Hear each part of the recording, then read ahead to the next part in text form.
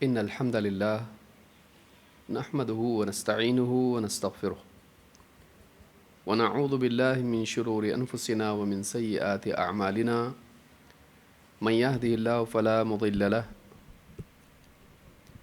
ومن يضلل فلا هادي له وأشهد أن لا إله إلا الله وحده لا شريك له وأشهد أن محمدا عبده ورسوله أما بعد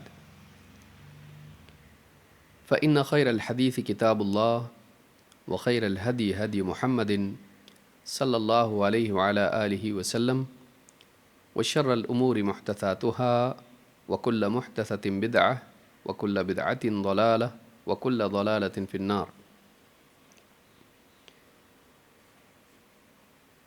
قال الله تبارك وتعالى واعبد ربك حتى يأتيك اليقين. قابل احترام اور بہنوں، ام المؤمنین عائشہ صدیقہ رضی اللہ تعالیٰ عنہ کے تحقیقی سوالات سے متعلق اس سلسلے میں ہم ان احادیث کا مطالعہ کر رہے ہیں جن میں حضرت عائشہ صدیقہ رضی اللہ تعالیٰ عنہ نے نبی کریم صلی اللہ علیہ وسلم سے سوالات پوچھے اور آپ نے ان سوالوں کا جواب دیا۔ انہی سوالوں میں سے ایک سوال یہ تھا کہ اللہ کے رسول آپ مغفرت ہو جانے کے باوجود بھی اتنا مجاہدہ کیوں کرتے ہیں؟ ایک بہت اہم سوال ہے اور اس کا جواب اس سے زیادہ اہم ہے۔ فرماتی ہیں ان نبی اللہ صلی اللہ علیہ وسلم کان یقوم من اللیل حتی تفطر قدماہ۔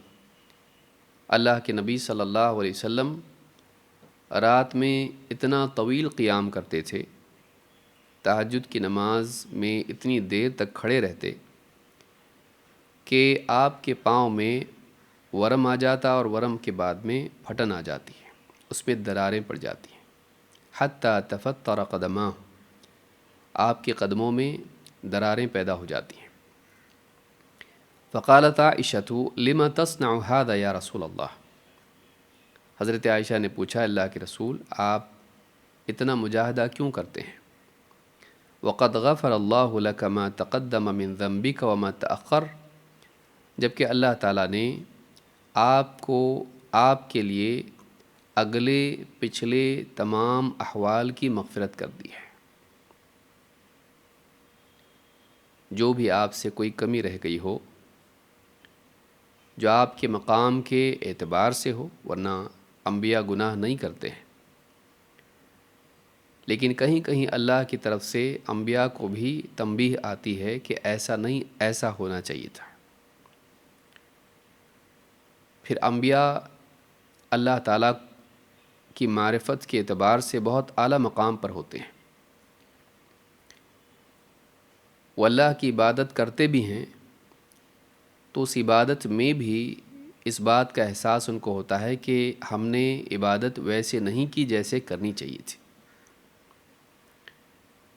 لہٰذا وہ عمل کر کے بھی اس احساس میں جیتے ہیں کہ ہم سے کمی رہ گئی، ہم سے کوتاہی ہو گئی۔ اسی طرح سے دنیوی حاجات میں مشغول ہونا، بیوی بچوں میں یا کھانے پینے میں یا اسی طرح سے قضاء حاجت میں مشغول ہونا، اللہ کے ذکر سے رکنا، عبادات سے دور ہونا، اس کو بھی وہ اپنے لیے کوتاہی شمار کرتے ہیں کہ میں مقصد کی بجائے حاجت میں لگ گیا۔ لہٰذا انبیاء اللہ تعالیٰ سے مغفرت کی دعا کرتے ہیں اور اللہ تعالیٰ ان کی اس دعا کو قبول کرتے ہوئے مغفرت کی نعمت سے ان کو نوازتا ہے۔ جس انسان کے گناہ ہوں اس انسان کی مغفرت یہ ہوتی ہے کہ اللہ تعالیٰ اس کے گناہوں کو معاف کر دے، اس پہ پردہ ڈال دے اور اس بندے کو اپنا قرب عطا کرے، اس سے محبت کرے۔ وَهُوَ الْغَفُورُ الْوَدُودُ۔ اللہ تعالیٰ بڑا مغفرت کرنے والا، محبت کرنے والا ہے۔ مغفرت کا یہ معنی ہے کہ بندے کے گناہ پر پردہ ڈالنا، آخرت میں اس کو ذلت سے بچانا اور اس سے محبت کرنا، اس کو اپنا قرب دینا، اس کے گناہوں کو معاف کر دینا۔ لیکن جس کے گناہ نہیں ہوتے ہیں، جب اس کے لیے مغفرت کا وعدہ ہو تو یہ اس کے درجات میں اضافے کی دلیل ہوتی ہے۔ ایک انسان سارے گناہوں سے توبہ کرے اور پھر اس کے بعد مغفرت کی دعا کرے تو کیا اس کی مغفرت نہیں ہوگی؟ تو یہاں مغفرت کا معنی اور اس کا حاصل یہ ہوگا کہ گناہ تو ابھی ہے نہیں، تو کیا ہوگا؟ تو اس کے درجات اونچے کیے جاتے ہیں۔ تو یہاں پر مغفرت کا معنی یہ نہیں ہوگا کہ نبی صلی اللہ علیہ وسلم کے کچھ گناہ تھے۔ یہ اصطلاح عام لوگوں کے لیے بھی استعمال ہوتی ہے اور انبیاء کے لیے بھی استعمال ہوتی ہے۔ فرق یہ ہے کہ عام لوگوں کے چھوٹے بڑے گناہ ہوتے ہیں، انبیاء کے گناہ نہیں ہوتے ہیں۔ انبیاء کے گناہ نہیں ہوتے ہیں، لیکن انبیاء کی کوئی ایسی بات ہو جو خلاف اولا ہو، جیسے مثال کے طور پر اللہ کے رسول صلی اللہ علیہ وسلم کسی مشرک کو دعوت دے رہے تھے، قبیلے کا سردار تھا، اور ایسے میں ایک دوسرے صحابی جو نابینا صحابی ہیں، عبداللہ ابن ام مکتوم، وہ آپ کی خدمت میں آئے اور کہا کہ اللہ کے رسول، جو اللہ نے آپ کو علم دیا ہے اس میں سے مجھے بھی سکھائیے۔ اور بار بار وہ یہی کہنے لگے، کیونکہ نابینا تھے تو آپ کا جواب نہ پا کر بار بار اپنی بات کو دہرانے لگے۔ آپ صلی اللہ علیہ وسلم کسی اور سے بات کر رہے ہیں اور وہ مسلمان نہیں ہے، قبیلے کا سردار ہے، بڑی پوزیشن والا ہے۔ آپ کی چاہت یہ تھی کہ یہ بات مان لے اور دین کو فائدہ ہو، اور یہ تو مسلمان ہے ہی ہیں، آج نہیں تو کل، ابھی نہیں تو بعد میں ان کو سمجھا دیں گے۔ لیکن یہ بار بار جب کہتے رہے تو آپ صلی اللہ علیہ وسلم کو ناگواری محسوس ہوئی، آپ کے چہرے پر اس کا اثر ظاہر ہوا۔ اتنے پر بھی اللہ تعالیٰ نے آپ کے لیے آیتیں نازل کی، عبس وتولی ان جاءہ الاعمی۔ وہ شروع ہوا اور اس نے منہ موڑا، اس لیے کہ اس کے پاس ایک نابینا، ایک اندھا آیا۔ حالانکہ یہ ایسی بات نہیں ہے کہ کوئی گناہ شمار ہو کہ ایک انسان ایک کام میں دوسرے کام سے رہ جاتا ہے، اور آپ نے یہاں ترجیح دی اس کو کہ اس مشرک کو سمجھایا جائے، لیکن اللہ تعالیٰ نے آپ کو بتایا کہ نہیں، یہ زیادہ حقدار ہے جو طلب والا ہے، اس کے مقابلے میں جس کو آپ سمجھا رہے ہیں اور اس میں بالکل طلب نہیں، تو طلب والے کی قدر زیادہ ہونی چاہیے۔ تو یہاں پر آپ دیکھیں گے گناہ کی بات نہیں ہے، لیکن اللہ تعالیٰ نے نبی کریم صلی اللہ علیہ وسلم کے اجتہاد پر آپ کو تنبیہ کی، ایسا نہیں، ایسا ہونا چاہیے تھا۔ تو یہ چیزیں عام لوگوں کے لیے گناہ تو نہیں ہوتی ہیں، لیکن انبیاء کا مقام چونکہ اتنا اونچا ہوتا ہے کہ اس طرح کی چیزیں بھی انبیاء کے لیے مغفرت کا تقاضا پیدا کرتی ہیں، مغفرت کا ذریعہ بنتی ہیں کہ مغفرت اس پر بھی طلب کی جائے کہ کوئی چیز ایسی نہ رہے کہ جو باقی رہے، چاہے وہ خلاف اولا ہی کیوں نہ ہو۔ یہ بہت نازک مقام ہے، اس پر بولنے میں بہت احتیاط سے بات کرنا چاہیے۔ مقام کے اعتبار سے ایک چھوٹی چیز بھی بعض اوقات بڑی شمار ہوتی ہے۔ تو یہاں پر آپ دیکھیں گے کہ ام المؤمنین عائشہ صدیقہ رضی اللہ تعالیٰ نے کہا کہ اللہ کے رسول، آپ اتنا مجاہدہ کیوں کرتے ہیں جبکہ اللہ تعالیٰ نے آپ کی اگلی پچھلی کوئی خطا ہو بھی تو اللہ تعالیٰ نے اس کو معاف کر دیا ہے۔ ذنب کا لفظ یہاں پر استعمال ہوا ہے۔ قال افلا احب ان اکون عبدا شکورا، آپ نے کہا کیا میں اس بات کو پسند نہ کروں کہ میں اللہ تعالیٰ کا شکر گزار بندہ بن جاؤں؟ یہاں پر آپ نے ان کی اس غلط فہمی کو دور کیا، جیسا کہ آگے ہم دیکھیں گے کہ عبادت صرف ان لوگوں کے لیے، مجاہدہ صرف ان لوگوں کے لیے ہے جن کی مغفرت نہیں ہوئی ہے، جنہیں جہنم کا ڈر ہے۔ ایسا نہیں ہے۔ عبادت صرف جہنم سے بچنے کے لیے نہیں کی جاتی ہے،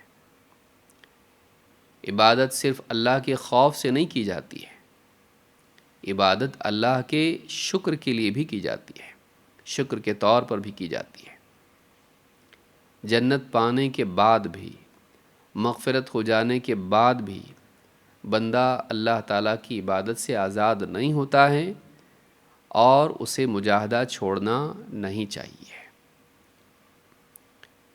یہ نبی کریم صلی اللہ علیہ وسلم کی نماز سے محبت کا نتیجہ تھا، اللہ کی عبادت کے شوق کا نتیجہ تھا کہ اللہ تعالیٰ نے آپ کے لیے مغفرت کا اعلان کر دیا، تبھی بھی آپ عبادات میں مجاہدہ کرتے رہتے تھے۔ حضرت عائشہ فرماتی ہیں فلما کثر لحمہ صلی جالسا، جب آپ بھاری ہو گئے جسمانی اعتبار سے اور بیمار بھی ہو گئے، صلی جالساً، تو آپ بیٹھ کر نماز پڑھنے لگے، یعنی رات کی نماز، تہجد کی نماز آپ بیٹھ کے پڑھتے ہیں۔ فَإِذَا أَرَادَ أَن يَرْكَعَ قَامَ فَقَرَأَ ثُمَّ رَكَعَ، بیٹھے بیٹھے نماز پڑھتے رہتے تھے۔ جب رکوع کا ارادہ کرتے، رکوع کا وقت آ جاتا تو آپ کھڑے ہو جاتے ہیں کہ باقی سارا قیام اور اس میں لمبی قرأت آپ بیٹھے بیٹھے کر لیتے، اور جب رکوع کا وقت آتا تو آپ کھڑے ہو جاتے ہیں اور پھر کچھ قرأت کرتے، اور پھر اس کے بعد میں آپ رکوع میں چلے جاتے، یعنی زیادہ تر حصہ قیام کا بیٹھے رہتے، اور آخر میں رکوع سے قریب کچھ تھوڑا سا پڑھنا رہ جاتا تو آپ کھڑے ہو جاتے اور پھر کچھ قرأت کرتے، اس کے بعد میں رکوع میں جاتے۔ اس حدیث کو امام البخاری، مسلم دونوں نے روایت کیا ہے۔ پچھلے ہفتے میں ہم نے دیکھا تھا کہ اللہ کے نیک بندے عبادت میں مجاہدہ کرتے ہیں، یہ ہمیشہ سے صالحین کا شعار رہا ہے کہ وہ اللہ کے خوف سے اور اللہ کی رحمت کی امید میں اللہ تعالیٰ کی عبادت کرتے ہیں، اللہ تعالیٰ سے گڑ گڑا کر دعائیں کرتے ہیں، اور رات کا بڑا حصہ عبادت میں صرف کرتے ہیں۔ حضرت عائشہ کا جو سوال تھا لما تصنع هذا یا رسول اللہ وقد غفر اللہ لک ما تقدم من ذنبک وما تأخر، اے اللہ کے رسول، آپ اتنا مجاہدہ کیوں کرتے ہیں جبکہ اللہ تعالیٰ نے اگلے پچھلے تمام معاملات میں آپ کے لیے مغفرت کا اعلان کر دیا ہے، مغفرت آپ کی کر دی ہے۔ یہ جو بات حضرت عائشہ نے کہی وہ کس بنیاد پر کہی؟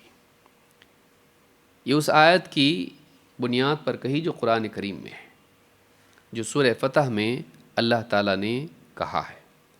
یہ جو بات حضرت عائشہ نے کہی اپنی طرف سے نہیں کہی، اللہ کے اس وعدے کی بنیاد پر کہی جو قرآن کریم میں ہے۔ سورہ الفتح میں آیت نمبر 1 سے 3 تک آپ پڑھیں۔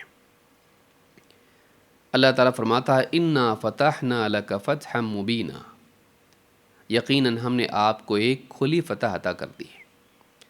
لِيَغْفِرَ لَكَ اللَّهُ مَا تَقَدَّمَ مِن ذَنبِكَ وَمَا تَأَخَّرَ، تاکہ اللہ تعالیٰ آپ کی مغفرت کر دے آپ کے پچھلے اور اگلے تمام احوال کے لیے، جو بھی باتیں آپ سے سرزد ہوئیں، چھوٹی بڑی کوئی بات ایسی ہو جو تنبیہ کے لائق تھی، ان تمام چیزوں پر اللہ تعالیٰ نے آپ کے لیے آگے پیچھے سارے معاملات کے لیے ہمیشہ کے لیے مغفرت کا اعلان کر دیا، وعدہ کر دیا، تاکہ اللہ تعالیٰ آپ کی مغفرت کرے جو پہلے گزر گیا یا بعد میں ہونے والا ہے۔ یہ نبی صلی اللہ علیہ وسلم کی خصوصیت تھی کہ اللہ تعالیٰ نے نہ صرف ماضی کے لیے بلکہ آپ کے لیے مستقبل کے لیے بھی وعدہ کر دیا کہ آپ کی مغفرت کر دی گئی۔ وَيُتِمَّ نِعْمَتَهُ عَلَيْكَ، اور تاکہ اللہ تعالیٰ آپ پر اپنی نعمت کو تمام کرے۔ وَيَهْدِيَكَ صِرَاطًا مُسْتَقِيمًا، اور تاکہ آپ کو اللہ تعالیٰ صراط مستقیم کی رہنمائی عطا کرے۔ وَيَنصُرَكَ اللَّهُ نَصْرًا عَزِيزًا، اور تاکہ اللہ تعالیٰ آپ کی مدد کرے، زبردست مدد۔ تو یہاں پر مغفرت اور اسی طرح سے نعمت کا اتمام اور صراط مستقیم کی رہنمائی اور اپنی طرف سے نصرت، ان ساری چیزوں کا اللہ تعالیٰ نے وعدہ کیا، اور شروعات میں کہا ہم نے آپ کو فتح مبین عطا کر دی، کھلی فتح عطا کر دی۔ یہ جو کھلی فتح عطا ہوئی ہے یہ کب ہوا ہے؟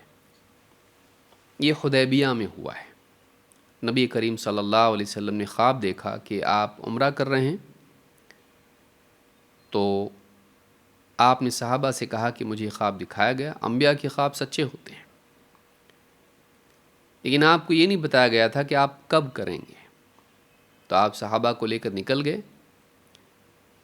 مکہ سے قریب حدیبیہ کے مقام پر جب پہنچے تو مشرکین نے آپ کو وہاں روک دیا اور جنگ کا ماحول پیدا ہو گیا۔ دونوں طرف لوگ تھے، مشرکین بھی، یہاں صحابہ بھی آپ کے ساتھ تھے، 1500 لوگ تھے۔ اللہ کے رسول صلی اللہ علیہ وسلم نے اس وقت میں اللہ تعالیٰ کی رہنمائی میں مشرکین کے ساتھ ایک معاہدہ کیا۔ آپ نے جنگ نہیں کی، بلکہ آپ نے ان کے ساتھ میں پیس ٹریٹی کی، امن کے اعتبار سے ایک معاہدہ کیا، اور یہ معاہدہ تھا کہ 10 سال تک ہم جنگ نہیں کریں گے۔ لیکن اس معاہدے میں مشرکین کی طرف سے بہت سرکشی کی گئی اور بہت ساری ایسی شرطیں رکھی گئیں جو مسلمانوں کو غصہ دلانے والی تھی۔ مثلا اب آپ لوگ آ گئے ہیں تو اب کی بار آپ عمرہ نہیں کرو گے، یہیں سے واپس لوٹنا پڑے گا، اگلے سال آنا، ابھی نہیں، ابھی مکہ میں انٹری نہیں ملے گی۔ دوسرے یہ کہ اگلے سال جب آئیں گے تو ہتھیار اندر ڈال کے لائیں گے، ہتھیار باہر نہیں نکالیں گے۔ تیسرے یہ کہ ہماری طرف سے کوئی آدمی تمہارے پاس آیا مسلمان ہو کر، اس کو تم کو واپس دینا پڑے گا، اور تمہاری طرف سے کوئی آدمی اسلام چھوڑ کر ہمارے پاس آتا ہے تو ہم اس کو واپس نہیں دیں گے۔ اور اس طرح کی بہت ساری ون سائیڈڈ، یک طرفہ شرطیں تھیں، جن میں اور غصہ دلانے والی بات یہ تھی کہ جب نبی صلی اللہ علیہ وسلم نے معاہدے میں لکھا کہ یہ معاہدہ محمد رسول اللہ صلی اللہ علیہ وسلم کی طرف سے مشرکین سے کیا جا رہا ہے، اہل مکہ سے کیا جا رہا ہے، تو انہوں نے کہا کہ نہیں، رسول اللہ کو کٹ کرو، ہم آپ کو رسول مانتے ہی نہیں، تو ہم رسول سے معاہدہ کر ہی نہیں رہے، ہم محمد رسول اللہ سے معاہدہ نہیں کر رہے ہیں، ہم محمد ابن عبداللہ سے معاہدہ کر رہے ہیں۔ معاہدہ لکھنے والے علی ابن ابی طالب رضی اللہ تعالیٰ عنہ تھے۔ آپ نے کہا ٹھیک ہے، جیسا ہے بولتے ہیں لکھو، رسول اللہ کٹ کر دو۔ حضرت علی رضی اللہ تعالیٰ عنہ مشرکین کی اس بات سے بہت ناراض تھے۔ انہوں نے کہا میں کٹ نہیں کروں گا، میں نہیں مٹاؤں گا اس کو، کیونکہ یہ جو بات تھی وہ مٹانے کی، کیوں مٹایا جائے، رسول تو ہیں اللہ کے۔ تو ایک محبت تھی رسول سے اور تعظیم تھی آپ کی کہ ہم اپنے ہاتھ سے کیسے مٹائیں، اللہ کے رسول کو رسول اللہ مٹا دیں ہم۔ تو کہا کہ میں نہیں مٹاؤں گا اس کو۔ اللہ کے نبی صلی اللہ علیہ وسلم نے ان کے ہاتھ سے قلم لیا، کیونکہ آپ جانتے تھے کہ ان کا بولنا صحیح ہے کہ رسول کو کیسے کٹ کیا جائے، ایک امتی کیسے کٹ کر دے رسول صلی اللہ علیہ وسلم کو، رسول اللہ نہیں ہے، ایسا کیسے کرے۔ تو آپ نے ان کے ہاتھ سے خود قلم لیا اور آپ نے اپنے ہاتھ سے رسول اللہ کو کٹ کیا۔ کہا کہ بتاؤ کہاں لکھا ہوا ہے، تو انہوں نے بتایا کہ یہاں لکھا ہوا ہے، انگلی رکھی اس پر۔ آپ نے رسول اللہ کا لفظ کٹ کر دیا۔ مسلمانوں کو جنگ کے لیے اکسانے کی ساری کوششیں مشرکین نے کی، لیکن نبی کریم صلی اللہ علیہ وسلم کے صبر، دور اندیشی اور اللہ کی رہنمائی کے تابع ہونے نے ان کی ساری سرکشی پر پانی ڈال دیا۔ لیکن مسلمان مسلمان دل ہی دل میں بہت پریشان تھے. یہ وہی مسلمان تھے جنہوں نے بدر میں ان کو کھدیڑ دیا تھا. 313 تھے اور سامنے 1000 تھے، لیکن انہوں نے ان کو بھگایا تھا، انہوں نے ان کو شکست دی تھی. اب یہ 1500 تھے، پہلے سے اچھی پوزیشن میں تھے، لیکن نبی صلی اللہ علیہ وسلم دیکھ رہے تھے کہ مسلسل جنگوں کی وجہ سے جب وہاں کے قتل ہوتے تو ہمارے بھی تو قتل ہوتے ہیں، اور آگے کی صفوں میں تو بہت اعلیٰ قسم کے لوگ ہوتے ہیں، درجات کے اعتبار سے، مقام کے اعتبار سے، صلاحیتوں کے اعتبار سے. یہ صلاحیت جنگ کی بجائے اگر دعوت میں لگیں تو کتنا اچھا، اور یہ قیمتی آدمی باقی رہے یہ زیادہ مناسب ہے. جنگ ایک مجبوری کا فیصلہ ہے کہ اس کے سوا اور کوئی راستہ نہیں. تو آپ نے معاہدہ کیا، اور صحابہ اس معاہدے پر رسول صلی اللہ علیہ وسلم سے نہیں لیکن مشرکین سے ناراض تھے. لیکن اس کے سوا کوئی چارہ نہیں تھا کہ رسول صلی اللہ علیہ وسلم جب یہ طے کر رہے ہیں تو بس ماننا تو پڑے گا. لیکن دل میں بات یہ چیز بیٹھتی نہیں تھی کہ ہم کیسے ان ساری باتوں کو مان لیں. انہی حالات میں اللہ رب العالمین نے یہ آیتیں نازل کی. دیکھنے کے اعتبار سے دکھائی دے رہا ہے کہ مسلمان ذلت کے ساتھ واپس لوٹ رہے ہیں، شرطیں سب یک طرفہ طے ہوئی ہیں، لیکن اللہ تعالیٰ کی طرف سے آیتیں آئیں، اِنَّا فَتَحْنَا لَكَ فَتْحًا مُبِينًا، ہم نے اے نبی آپ کو کھلی فتح دے دی، کھلی فتح دے دی. تو زندگی میں یہ بھی یاد رکھیے کہ بعض اوقات بظاہر دیکھنے کے اعتبار سے ذلت، ناکامی اور رسوائی دکھائی دیتی ہے، لیکن اللہ تعالیٰ کی ماننے میں عزت، کامیابی اور ترقی ہوتی ہے.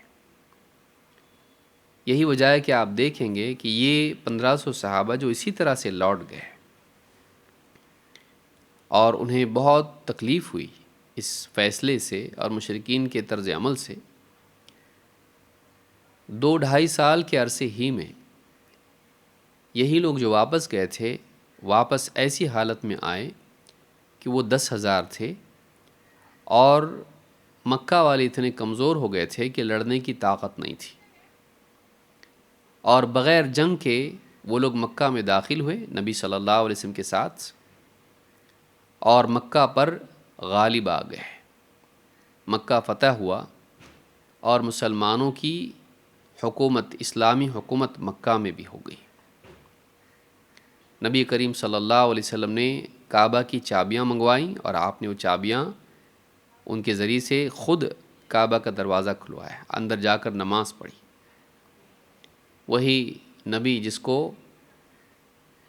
مکہ میں آنے سے روک دیا گیا تھا اور اس سے پہلے مکہ سے نکلنے پر مجبور کیا گیا تھا، بغیر جنگ کے آپ مکہ میں داخل ہوئے اور آپ کو کوئی روکنے والا نہیں تھا. کیونکہ یہ جو 2.5 سال کا عرصہ تھا اس میں دونوں طرف سے آنا جانا شروع ہوا، اور اسلام کے عنوان پر گفتگو شروع ہوئی. مسلمانوں نے دلائل کی روشنی میں شرک کی برائی کو واضح کیا، اپنے اخلاق سے لوگوں کے دلوں کو نرم کیا. جب آمنے سامنے لوگ آئے، تعلقات بنے، بات چیت ہوئی، تو بہت بڑا طبقہ مشرکین میں سے مسلمان ہو گیا. تو جنگ کے میدان میں دونوں طرف نقصان ہو رہا تھا. آپ نے جنگ کو بند کروا کے دعوت کے میدان میں ان کو کھینچا، اور پھر دیکھتے ہی دیکھتے بہت تھوڑے سالوں میں 2.5 سال کے عرصے میں ایسا ہوا کہ وہ لوگ علمی جنگ ہار گئے، علم کے میدان میں وہ زیرو ہو گئے، اور اسلام کا غلبہ بالکل سورج کی طرح سے لوگوں کے سامنے ظاہر ہو گیا. یہ دور اندیشی ہوتی ہے. انبیاء بہت دور اندیش ہوتے ہیں، اور اس میں بڑی بات یہ کہ انبیاء اللہ کی وحی کے تابع ہوتے ہیں، وحی کی روشنی میں اقدامات کرتے ہیں.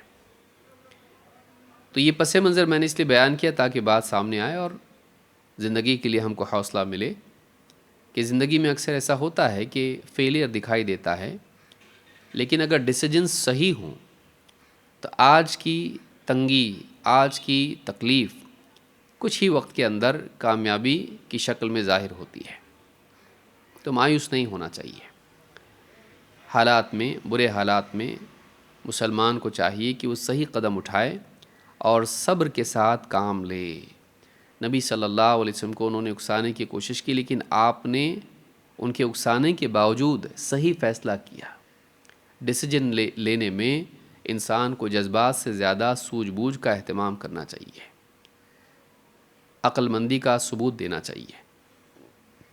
تو یہاں پر اس آیت کے بارے میں حضرت انس بن مالک رضی اللہ تعالیٰ عنہ کیا فرماتے ہیں؟ فرماتے ہیں انا فتحنا لک فتحا مبینا قال الحدیبیہ، کہتے ہیں کہ یہ حدیبیہ سے مراد ہے۔ یہاں جو فتح مبین کا ذکر کیا جا رہا ہے کہ آج ہم نے تم کو کھلی فتح دے دی، یہ کب کی بات ہے؟ یہ فتح مکہ کی بات نہیں ہے، یہ حدیبیہ کے وقت میں کہا گیا۔ ابھی مسلمان بہت ہی ٹوٹے ہوئے دل کے ساتھ واپس جا رہے ہیں، اور سارا ماحول ایسا دکھائی دے رہا ہے کہ ہم بے عزت ہو گئے، ہم کمزور پڑ گئے اور ہم محروم ہو کر جا رہے ہیں۔ لیکن اللہ تعالیٰ فرما رہا ہے انا فتحنا لک فتحا مبینا، ہم نے تم کو کھلی فتح دے دی۔ کہتے ہیں یہ اس سے مراد حدیبیہ کا موقع ہے۔ قال اصحابہ ہنیئا مریئا فما لنا، صحابہ نے جب یہ آیت سنی تو کہا کہ اللہ کے رسول، یہ تو بہت ہی خوشی کی عمدہ بات ہے، ہنیئا مریئا، فما لنا، اس میں ہمارے لیے کیا ہے؟ اللہ تعالیٰ نے تو آپ کے لیے وعدہ کیا ہے، آپ کو فتح دی گئی، آپ کی مغفرت، آپ کے لیے ہدایت، آپ کے لیے نعمت کا اتمام، سب کچھ آپ کے لیے بتایا جا رہا ہے۔ فما لنا، ہمارے لیے کیا ہے؟ فانزل اللہ لیدخل المؤمنین والمؤمنات جنات تجری من تحتها الانہار، اور تاکہ اللہ تعالیٰ ایمان والے مردوں کو اور ایمان والی عورتوں کو جنتوں میں داخل کرے جن کے نیچے نہریں بہتی ہیں، اور فرمایا خالدین فیہا، وہ ان جنتوں میں، وہ باغات میں ہمیشہ رہیں گے۔ وَيُكَفِّرْ عَنْهُمْ سَيِّئَاتِهِمْ، اور تاکہ اللہ تعالیٰ ان کے گناہوں، ان کی برائیوں کا کفارہ کر دے، ان کے گناہوں کو مٹا دے۔ وَكَانَ ذَلِكَ عِنْدَ اللَّهِ فَوْزًا عَظِيمًا، اور یہ چیز اللہ کے نزدیک بہت بڑی کامیابی ہے، یہ چیز اللہ کے نزدیک بہت بڑی کامیابی ہے۔ تو مؤمنین کے لیے بھی اللہ تعالیٰ نے جنت کا وعدہ کیا، اور اللہ تعالیٰ نے ان کے بھی سیئات کا کفارہ کر دیا۔ تو جہاں نبی صلی اللہ علیہ وسلم کے لیے مغفرت کا وعدہ کیا، وہیں صحابہ کے لیے بھی، اور صحابہ کی تبعیت میں سارے ایمان والوں کے لیے، مردوں کے لیے بھی، عورتوں کے لیے بھی اللہ تعالیٰ نے ساری برائیوں کا کفارہ کرنے کا وعدہ کر دیا۔ تو اس سے بات معلوم ہوتی ہے کہ یہ جو پہلی بات آئی تھی، لِيَغْفِرَ لَكَ اللَّهُ مَا تَقَدَّمَ مِن ذَنبِكَ وَمَا تَأَخَّرَ، یہ آپ کے لیے تھا۔ اس کے بعد صحابہ کے لیے، امت کے لیے مغفرت کا وعدہ آیا، کفارہ سیئات کا وعدہ ہے، تو اس کو یاد رکھنا چاہیے۔ انس بن مالک رضی اللہ عنہ کی ایک اور روایت ہے، اس میں فرماتے ہیں فی قولہ تعالی انا فتحنا لک فتحا مبینا لیغفر لک اللہ ما تقدم من ذنبک وما تأخر، ہم نے آپ کو کھلی فتح دے دی تاکہ آپ کے گزرے ہوئے اور آنے والے تمام معاملات میں آپ کی مغفرت کر دی جائے، اللہ تعالیٰ آپ کی مغفرت کر دے۔ کہتے ہیں نزلت علی رسول اللہ صلی اللہ علیہ وسلم مرجعہ من الحدیبیہ، یہ آیت یا یہ آیتیں نبی صلی اللہ علیہ وسلم پر اس وقت نازل ہوئیں جب آپ حدیبیہ سے واپس لوٹ رہے تھے۔ وَإِنَّ أَصْحَابَهُ قَدْ أَصَابَتْهُمُ الْكَآبَةُ وَالْحُزْنُ، حال یہ تھا کہ صحابہ تھکن کی وجہ سے اور غم کی وجہ سے نڈھال ہو گئے تھے کہ اتنا لمبا سفر کر کے آئے اور اتنا یعنی سٹریس کا ماحول تھا کہ ابھی جنگ ہوگی تبھی جنگ ہوگی، معلوم نہیں کیا ہو جائے گا، اور وہ لوگ اتنا سرکشی کر رہے تھے، غصہ دلا رہے تھے، اکسا رہے تھے، اور پھر ہوا وہ کہ ان کے حساب سے ہو گیا، وہ جو چاہتے تھے وہ ہوا، واپس جاؤ۔ تو صحابہ کے دل بہت ٹوٹے ہوئے تھے، بہت غمگین تھے، اور ایک اعتبار سے بہت تھک گئے تھے۔ فقال رسول اللہ صلی اللہ علیہ وسلم انزلت علی آیۃ ہی احب الی من الدنیا وما فیہا۔ آپ نے فرمایا مجھ پر ایک ایسی آیت نازل ہوئی ہے کہ مجھے وہ آیت دنیا اور وما فیہا، دنیا اور دنیا میں جو کچھ ہے اس سب سے زیادہ پیاری ہے۔ دنیا کی ساری نعمتوں کے مقابلے میں یہ آیت مجھے زیادہ پیاری ہے۔ فتلاها رسول اللہ صلی اللہ علیہ وسلم علیہم، آپ نے وہ آیت سب کے سامنے پڑھ کر سنائی۔ فقالوا یا رسول اللہ بین اللہ لک ما یفعل بک فماذا یفعل بنا۔ صحابہ نے کہا اللہ کے رسول، اللہ تعالیٰ نے واضح طور پر بیان کر دیا کہ وہ آپ کے ساتھ کیا کرے گا ان 5 آیتوں میں، تو آپ کے ساتھ کیا کیا جائے گا وہ بتا رہا ہے اللہ تعالیٰ۔ فماذا یفعل بنا، لیکن وہ ہمارے ساتھ کیا کرے گا یہ تو بتائیے۔ فانزل اللہ الآیۃ بعدها، تو اللہ تعالیٰ نے اس کے بعد پھر ایک آیت نازل کی، لیدخل المؤمنین والمؤمنات جنات تجری من تحتها الانہار، کہ اللہ تعالیٰ ایمان والوں کو، مردوں کو بھی عورتوں کو بھی ایسے باغات میں جنت میں داخل کرے گا جن کے نیچے نہریں بہتی ہیں۔ امام ابن حبان نے اس روایت کو ذکر کیا ہے۔ تو اس حدیث سے آپ دیکھیں گے کہ اس حدیث میں نبی کریم صلی اللہ علیہ وسلم کے لیے حضرت عائشہ فرماتی ہیں کہ آپ اتنا مجاہدہ کیوں کرتے ہیں جبکہ اللہ تعالیٰ نے آپ کے اگلے پچھلے تمام معاملات کو معاف کر دیا ہے، تمام باتوں کو معاف کر دیا ہے۔ کوئی ایسی بات ہو جو خلاف اولا ہو، اللہ نے اس کی مغفرت کر دی ہے۔ تو اس سے مراد نبی صلی اللہ علیہ وسلم ہی کے لیے یہ معاملہ تھا، اور بعد میں پھر ایمان والوں کے لیے بھی یہ بات آئی۔ اس حدیث میں تیسری چیز کیا ہے؟ جب حضرت عائشہ نے ایسا کہا تو آپ نے جواب میں کیا کہا؟ آپ نے فرمایا افلا احب ان اکون عبدا شکورا، کیا میں اللہ تعالیٰ اس بات کو پسند نہ کروں کہ میں شکر گزار بندہ بن جاؤں، اللہ تعالیٰ کا شکر گزار بندہ بن جاؤں۔ یہ بڑا اعلیٰ مقام ہے کہ انسان اللہ کی عبادت کرے اللہ کے احسانات کے شکر میں، کیونکہ شکر ایک بہت ہی اعلیٰ مقام ہے۔ آپ دیکھیے ابلیس نے کیا کہا تھا جب اللہ رب العالمین نے اس کو دھتکار دیا اور اس نے آدم علیہ السلام کو سجدہ کرنے سے انکار کر دیا اور دھتکارا گیا؟ اس نے کہا فلا تجد اکثرہم شاکرین، تو ان میں سے اکثر کو شکر گزار نہیں پائے گا۔ معلومات کہ یہ بہت بڑی چیز ہے کہ انسان کو یہ چیز نصیب ہو جائے کہ وہ شکر گزار بندہ بن جائے، یہ اعلیٰ مقام ہے۔ یا اسی طرح سے اللہ تعالیٰ نے فرمایا انا ہدیناہ السبیل اما شاکرا و اما کفورا، ہم نے انسان کو راہ دکھا دی ہے، اب چاہے تو وہ شکر گزار بن کے جیے یا ناشکرا بن کے۔ معلوم کہ الٹیمیٹ گول ہے کہ ایک انسان اللہ تعالیٰ کا شکر گزار بندہ بن کر جیے۔ بلکہ اللہ تعالیٰ نے قرآن کریم میں فرمایا کہ وَقَلِيلٌ مِّنْ عِبَادِيَ الشَّكُورُ، میرے بندوں میں بہت تھوڑے ہیں جو شکر گزار ہیں۔ یعنی اتنی آسان چیز نہیں ہے کہ بہت سے لوگ ہو جائیں۔ شکر کیا ہے؟ شکر 3 چیزوں کے جمع کرنے کا نام ہے، ایک دل، دوسرے زبان اور تیسرے بدن۔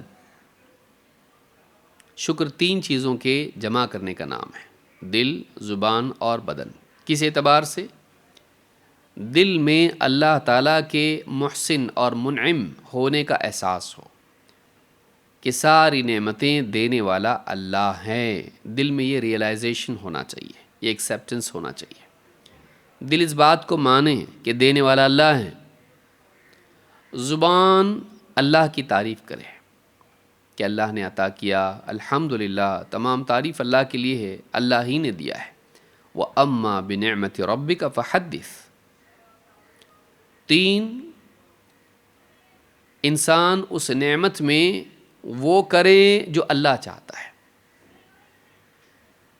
صحت ہے، مال ہے، علم ہے یا کچھ اور، جو اللہ نے نعمت اس کو دی ہے، اس نعمت کو اللہ کی مرضیات کے مطابق استعمال کرے، اس نعمت میں منمانی نہ کرے، سرکشی نہ کرے، اس نعمت کو غلط استعمال نہ کرے، بلکہ اس نعمت کو اللہ کی پسند کے مطابق استعمال کرے۔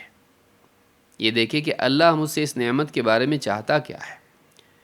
یہ 3 کام جو آدمی کرتا ہے وہ شکر گزار بندہ بنتا ہے۔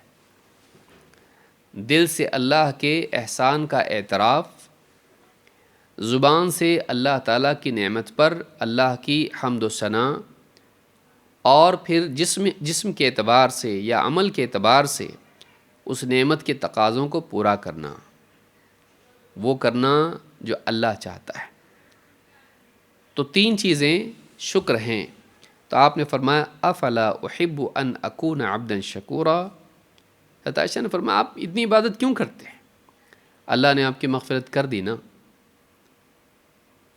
تو آپ نے فرمایا کیا میں اللہ کا شکر گزار بننا پسند نہ کروں؟ یعنی اگرچہ اللہ نے مغفرت کر دی ہے تو کیا یہ اس لیے ہے کہ عبادت چھوڑ دوں؟ عبادت ایسی چیز نہیں ہے جو چھوڑی جائے، اور عبادت صرف مغفرت کے لیے نہیں کی جاتی ہے کہ مستقبل میں اللہ معاف کرے۔ عبادت اس لیے بھی کی جاتی ہے کہ ماضی میں اللہ نے معاف کر دیا، تو کل میں مغفرت کے لیے عبادت کرتا تھا، لیکن اب میں مغفرت عطا کرنے کے شکر پر عبادت کر رہا ہوں،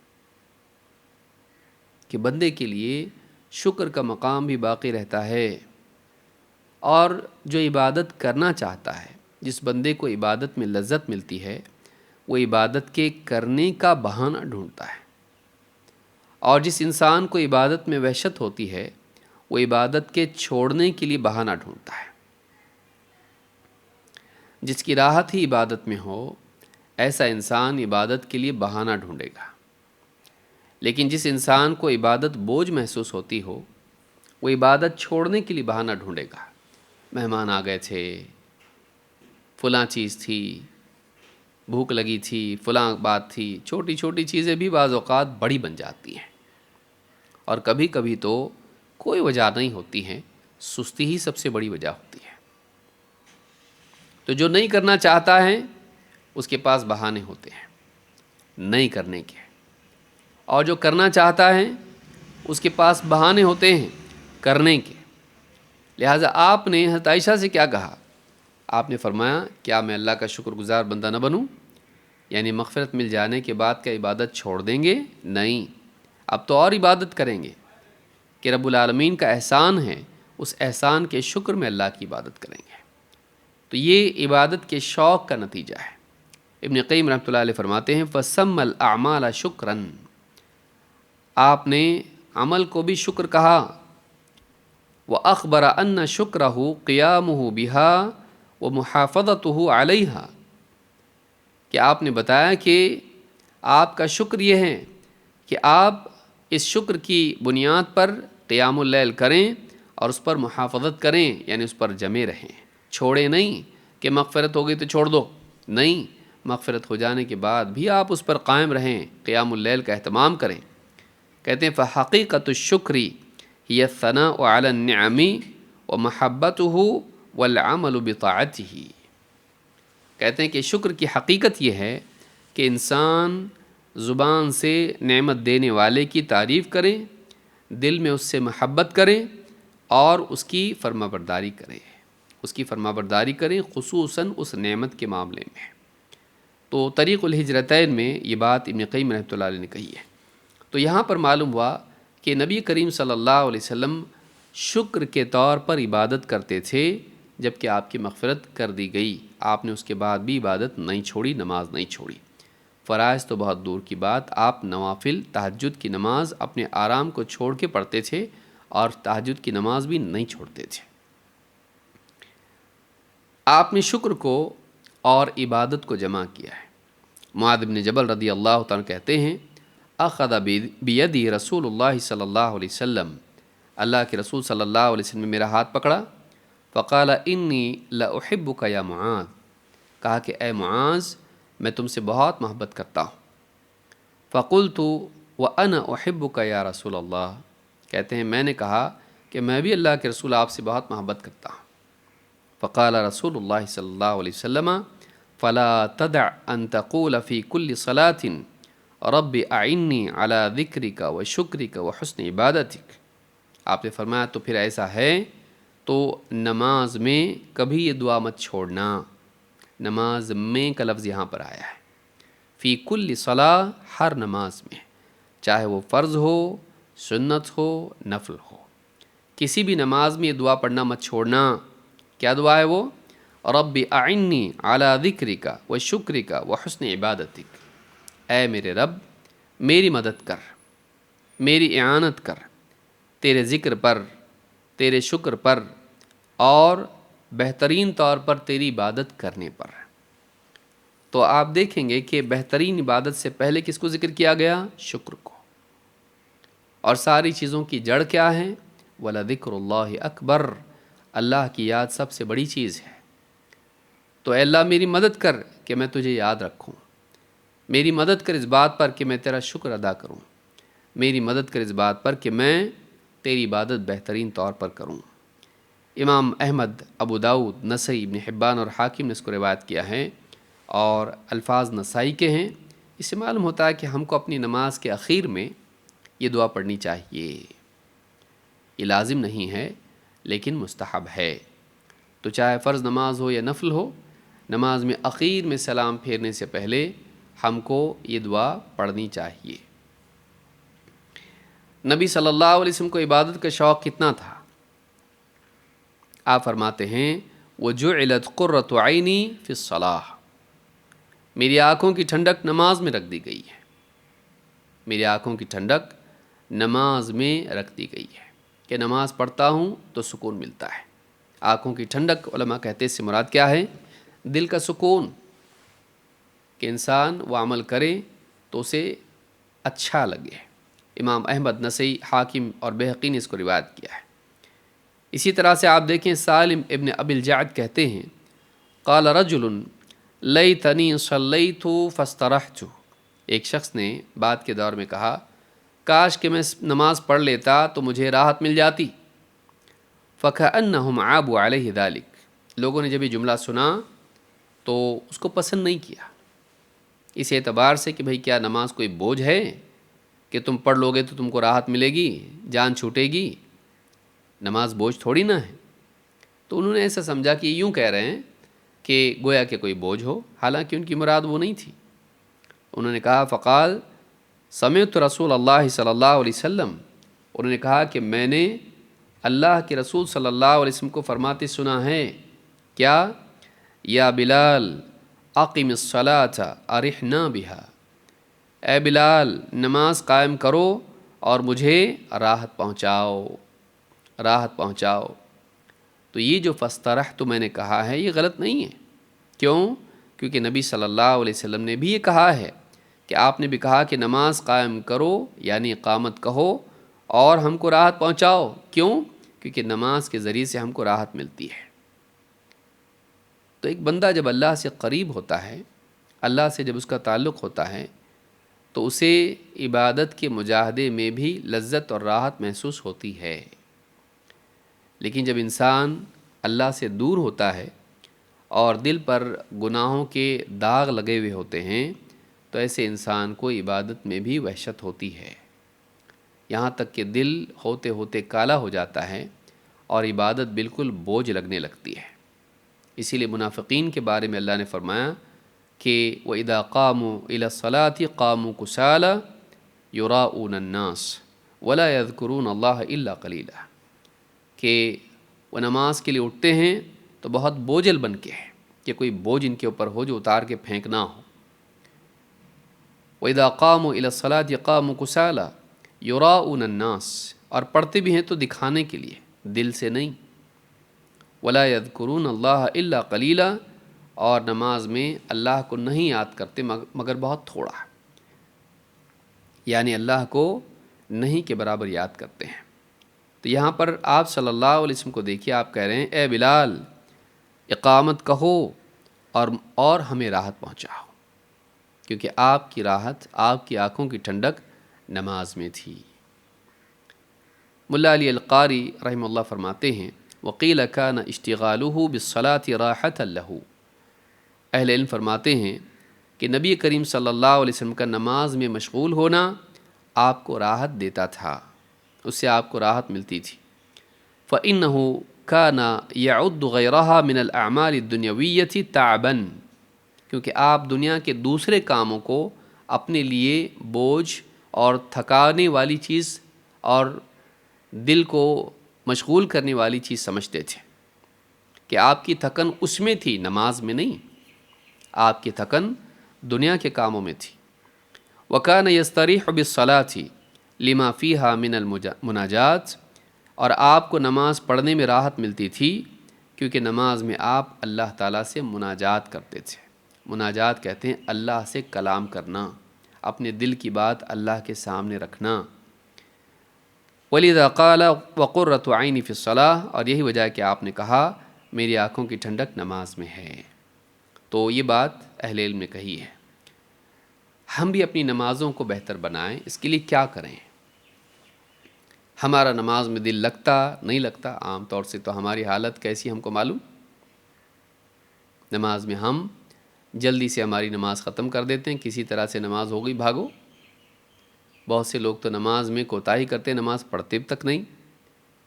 امت کا ایک بڑا طبقہ ایسا ہے جو نماز تو نماز طہارت کا بھی اہتمام نہیں کرتا ہے۔ یہ بہت بری بات ہے اور بگاڑ ہے۔ شیطان چاہتا ہے کہ بندہ سب سے پہلے پوچھی جانے والی چیز نماز میں کوتاہی کرے تاکہ جہنم میں جائے، پہلے ہی فیل ہو جائے، اور اس سے پہلے طہارت میں فیل ہو جائے تو قبر میں بھی عذاب ہو جائے، اس کو قبر میں بھی فیل ہو، حشر میں بھی فیل ہو۔ کیسے ہم نماز کو بہتر بنائیں، نماز میں دھیان لگے، اس کے لیے کیا کریں؟ اللہ کے نبی صلی اللہ علیہ وسلم فرماتے ہیں اذکر الموت فی صلاتک، اذکر الموت فی صلاتک، اپنی نماز میں موت کو یاد کر،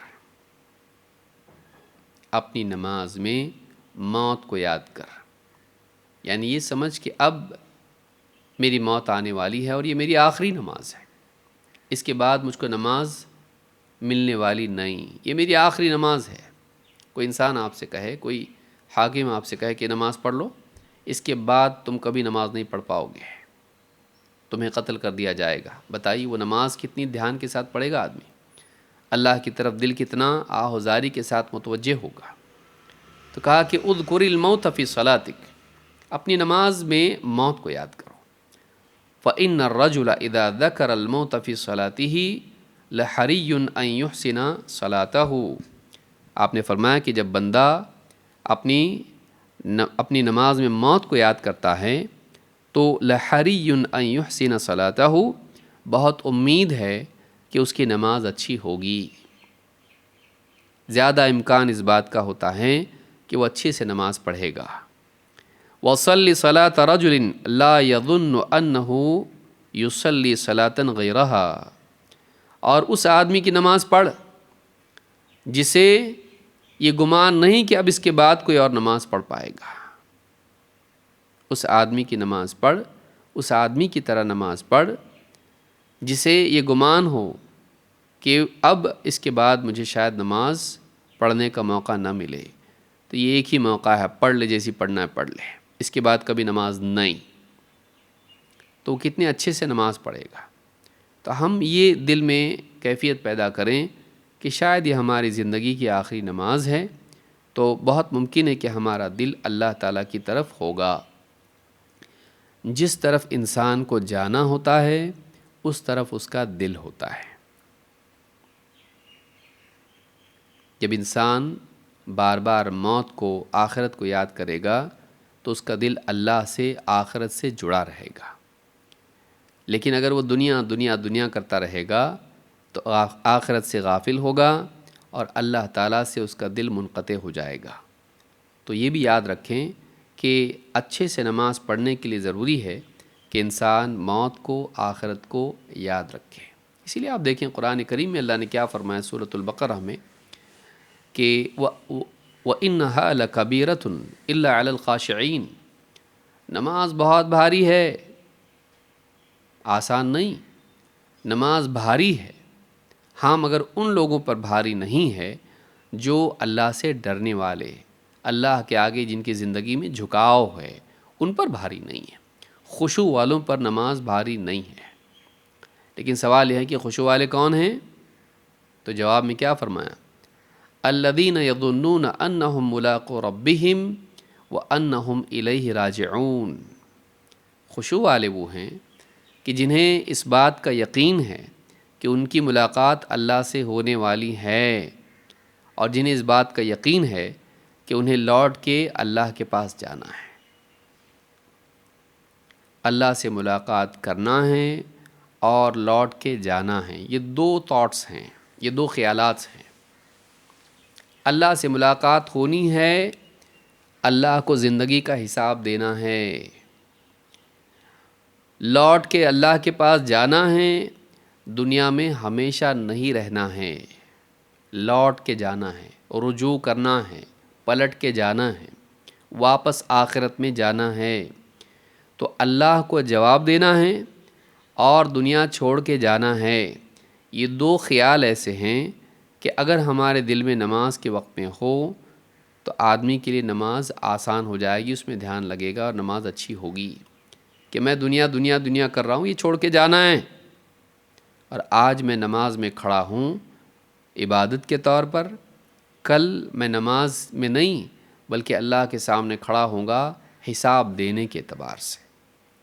یہ کیفیت انسان کے دل کو دنیا کی غافل کرنے والی چیزوں سے پھیر کر رب العالمین کی طرف لے جائے گی اور اس کی نماز اچھی بنے گی۔ تو امام الدیلمی نے اپنی مسند الفردوس میں اس کو روایت کیا ہے، اور صحیح الجامع الصغیر میں شیخ الالبانی کہتے ہیں کہ حدیث حسن درجے کی حسن درجے کی ہے۔ آئیے آخری حصہ دیکھتے ہیں۔ فرماتی ہیں کہ فلما کثر لحمہ صلی جالسا، جب اللہ کے نبی صلی اللہ علیہ وسلم کا جسم بھاری ہو گیا تو آپ بیٹھ کر نماز پڑھنے لگے۔ فَإِذَا أَرَادَ أَن يَرْكَعَ قَامَ فَقَرَأَ ثُمَّ رَكَعَ، اور بیٹھے بیٹھے جب آپ ارادہ کرتے رکوع کرنے کا تو آپ کھڑے ہو جاتے اور کچھ قرأت کرتے، اس کے بعد میں رکوع میں جاتے۔ یہاں سوال یہ پیدا ہوتا ہے کہ جو انسان کھڑے ہو کر نماز پڑھنے کی قدرت رکھتا ہے، کیا وہ بیٹھ کے نماز پڑھ سکتا ہے یا نہیں؟ جواب ہے فرض نماز نہیں پڑھ سکتا بیٹھ کے، ہاں نفل نماز بیٹھ کے پڑھ سکتا ہے، کیونکہ جو انسان قیام پر قادر ہو اور اس کو کوئی ضرر ہونے والا نہیں ہو، کوئی نقصان تکلیف نہیں ہوتی ہو، اس کے لیے بہت مشکل اور دشواری نہ ہوتی ہو کہ چکر آ کے گر جائے گا، یا پاؤں میں اتنی طاقت نہیں ہے، یا کچھ اور نقصان ہو جائے گا، اگر اس طرح سے نہیں ہے تو اس کے لیے لازم ہے کہ وہ کھڑے ہو کر نماز پڑھے۔ آج کل بہت سے لوگ ہلکے پھلکے عذر کی وجہ سے بھی کرسیوں پر بیٹھ کر نماز پڑھتے ہیں، جب کہ وہ کہیں اور جاتے ہیں تو لائن میں گھنٹوں کھڑے ہونے کی بھی طاقت رکھتے ہیں، لیکن وہ لوگ کھڑے نہیں ہوتے ہیں نماز میں بلکہ بیٹھ کے نماز پڑھتے ہیں۔ ان کی نماز نہیں ہوتی ہے۔ جو انسان کھڑے ہونے پر قادر ہو اور پھر بھی بیٹھ کر نماز پڑھے، اس کی نماز صحیح نہیں ہوتی ہے، قبول نہیں ہوتی ہے۔ لہٰذا جو انسان کھڑے ہو کر نماز پڑھ سکتا ہے، اس کو بیٹھ کر نماز نہیں پڑھنا چاہیے۔ یہ کوئی فیشن کی چیز نہیں ہے، بلکہ یہ بہت ذمہ داری کی چیز ہے کہ انسان دیکھے اگر میں کھڑا ہو سکتا ہوں تو کھڑا ہو کے پڑھے۔ ہاں کچھ لوگ ایسے ہوتے ہیں جو کھڑے ہو کر نماز پڑھ سکتے ہیں لیکن سجدہ نہیں کر سکتے یا رکوع نہیں کر سکتے، تو ایسے لوگ اگر جھکیں تو گر جائیں گے، یا بیلنس نہیں ہو پائے گا، یا سجدے کے لیے ان کے گھٹنوں میں طاقت نہیں ہوتی ہے، اٹھ نہیں پائیں گے واپس۔ اس طرح کا مسئلہ ہوتا ہے، کبھی ایکسیڈنٹ کی وجہ سے، کبھی بڑھاپے کی وجہ سے۔ کبھی بیماری کی وجہ سے۔ تو اگر ایسی پوزیشن میں کوئی ہے کہ وہ کھڑا تو ہو سکتا ہے لیکن رکوع سجدہ نہیں کر سکتا ہے، تو وہ کھڑا ہو کر نماز پڑھے، لیکن جب رکوع کا یا سجدے کا وقت آئے تو پھر بیٹھ کر رکوع کرے یا سجدہ کرے۔ اگر وہ رکوع کر سکتا ہے لیکن سجدہ نہیں کر سکتا ہے تو پھر کھڑے ہو کر نماز پڑھے اور اسی طرح سے رکوع بھی کرے، لیکن جب سجدے کا وقت آئے تو پھر کرسی پر بیٹھے اور پھر اس کے بعد سجدہ کرے، لیکن سجدے میں ہاتھ گھٹنوں پر رکھے، باہر نہ نکالے۔ بعض لوگ کیا کرتے ہیں، ہوا میں ہاتھ رکھتے ہیں۔ یہ ہوا میں ہاتھ رکھنے کی کوئی دلیل نہیں ہے۔ آپ کے ہاتھ سجدے میں جب آپ کرسی پہ بیٹھے ہوں، آپ کے گھٹنوں پر رکھیں۔ آپ آگے بڑھا کے رکھنا ہوا میں، اس طرح کی کوئی دلیل ہمارے علم میں نہیں ہے۔ تو اور اگر نیچے بیٹھ کے پڑھ سکتا ہے انسان کہ بھئی کھڑا نہیں ہو سکتا ہے لیکن زمین پر بیٹھ کے پڑھ سکتا ہے، یہ بھی ٹھیک ہے، یہ زیادہ اچھا ہے، کیونکہ نبی صلی اللہ علیہ وسلم بیٹھ کر زمین پر ہی بیٹھ کر نماز پڑھتے تھے۔ لیکن کسی کے لیے دقت ہے کہ وہ بیٹھ کے زمین پر نہیں پڑھ سکتا ہے کیونکہ اٹھنے نہیں آتا ہے یا بیٹھنے نہیں آتا ہے، پاؤں کو فولڈ نہیں کر سکتا ہے، تو ایسا انسان کرسی پر بیٹھ کر ہی نماز پڑھ سکتا ہے، اس کے لیے کوئی حرج کی بات نہیں ہے۔ لیکن جو انسان بغیر عذر کے فرض نماز بیٹھ کے پڑھتا ہے، اس کی نماز نہیں ہوتی۔ ہاں، جو نفل نماز بیٹھ کے پڑھتا ہے اس کی نماز ہوتی ہے، لیکن اس کو آدھا ثواب ملتا ہے۔ عائشہ رضی اللہ تعالیٰ عنہ سے روایت ہے، عروہ روایت کرتے ہیں کہ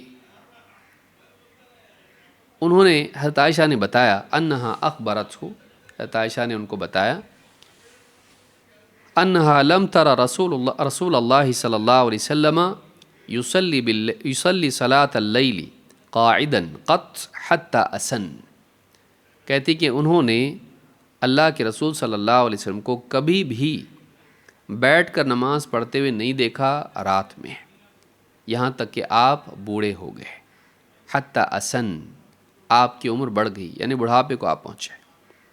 فکان یقرأ قاعدا، تو ایسے وقت میں جب آپ بڑھاپے کی عمر کو پہنچ گئے، اور آپ کا بڑھاپا کوئی بہت زیادہ نہیں تھا لیکن آپ کمزور ہو گئے تھے اور بھاری ہو گئے تھے، فکان یقرأ قاعدا، تو آپ بیٹھ کر قرأت کرتے تھے، حتی اذا اراد ان یرکع قام، جب آپ رکوع کا ارادہ کرتے تو قیام کرتے ہیں۔ فقرأ نحو من 30 آیة او 40 آیة ثم رکع، کتنی قرأت کرتے تھے آپ؟ 30 یا 40 آیتیں قرأت کرتے اور پھر اس کے بعد رکوع کرتے، یعنی بیٹھے بیٹھے پڑھتے، پھر کھڑے ہو کر 30-40 آیتیں پڑھتے، اس کے بعد میں رکوع کرتے ہیں۔ تو یہ بخاری نے اس کو تقصیر الصلاح میں روایت کیا ہے۔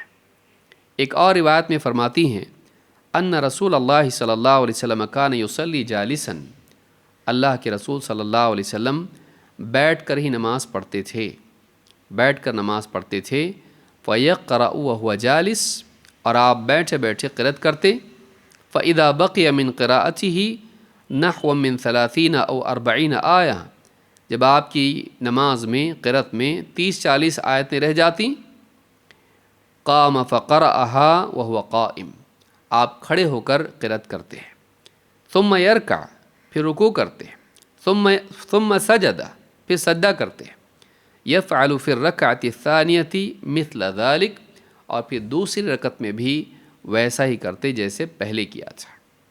دوسری رکعت میں جب سجدے سے اٹھتے، دوسرے سجدے سے اٹھتے تو آپ بیٹھے رہتے ہیں، کھڑے نہیں ہوتے ہیں، اور پھر بیٹھے بیٹھے قرأت کرتے، پھر جب رکوع کا ارادہ کرتے اس کے بعد واپس سے کھڑے ہو کر پھر رکوع کرتے، کچھ قرأت کرتے، رکوع کرتے، سجدہ کرتے، پھر اتحیات پڑھ کے سلام پھیرتے ہیں۔ کہتے ہیں کہ یفعل فی الرکعۃ الثانیۃ مثل ذلک، دوسری رکعت میں بھی آپ ایسے ہی کرتے تھے۔